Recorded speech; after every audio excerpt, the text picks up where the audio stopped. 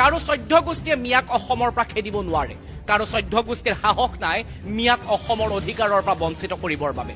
এইগৰাকী ৰাজনৈতিক নেতাৰ মন্তব্য আপুনি শুনাটো দৰকাৰ।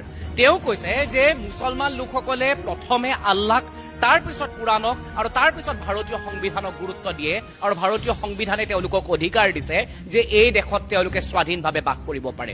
আজি খিলঞ্জীয়া এজন যেনেদৰে বাস কৰিব পাৰে, মিয়ায়ো হেনো ঠিক তেনেদৰে বাস কৰিব পাৰে, সিমানেই অধিকাৰ আছে।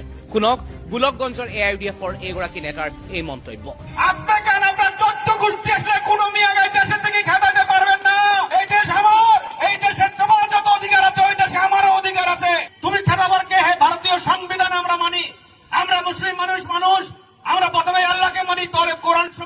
এই ভিডিওটা তোমরা যত বড় তত শেয়ার করে দিবা।